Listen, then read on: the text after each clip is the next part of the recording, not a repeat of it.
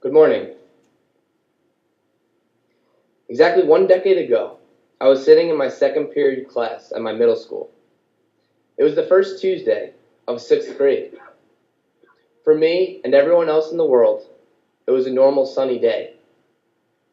My dad left early for work, my mom made my sister and me breakfast, and I took the bus to school. But at 8:46 that morning, something changed. Something that was previously thought impossible. Something that could change the entirety of the world and how we viewed it in a matter of minutes. So what exactly happened on September 11th, 2001? On the morning of 9/11, there were a series of coordinated terrorist attacks against America and the freedoms that we stand for and fight for on a daily basis. 19 al-Qaeda terrorists hijacked 4 commercial jet airplanes. 2 of the planes, American Airlines Flight 11 and United Airlines Flight 175, were intentionally crashed into the Twin Towers of the World Trade Center in New York City. These 2 attacks killed thousands of people, including everybody on board, hundreds of first responders, and thousands of civilians.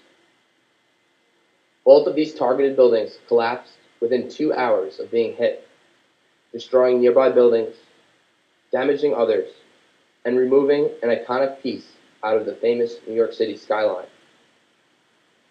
A third hijacked plane, American Airlines Flight 77, crashed into the Pentagon in Arlington, Virginia, just outside of Washington, D.C.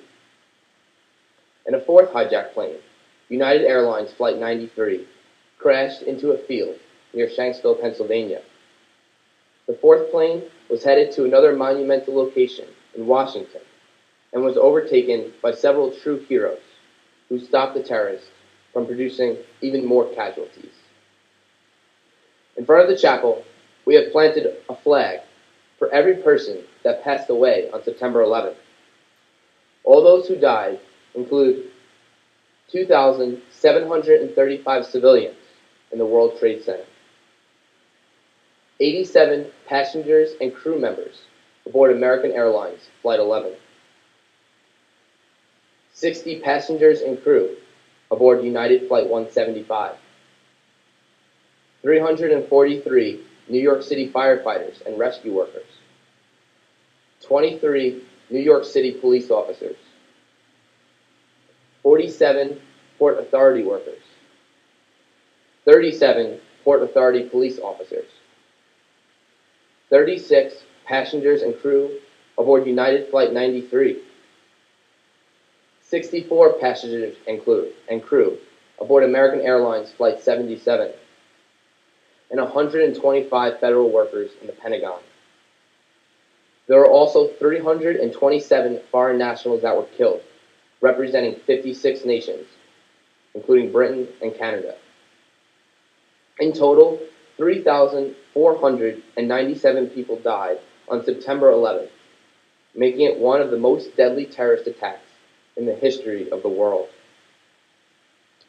I want everyone to always remember the intense feelings of pride and patriotism we all felt the following day, on September 12, 2001. Remember that the intent of these attacks were to tear us apart as a nation, something that no country or no group of people will ever be able to do. Today, we stand united as one nation, under God, indivisible, with liberty and justice for all. In closing, arguably one of the greatest speeches President Bush made in his life was his speech to the American people from the Oval Office exactly 10 years ago today. He said that a great people has been moved to defend a great nation. Terrorist attacks can shake the foundations of our biggest buildings, but they cannot touch the foundation of America. These acts shatter steel, but they cannot dent the steel of American resolve. America was targeted for attack because we're the brightest beacon for freedom and opportunity in the world, and no one will keep that light from shining.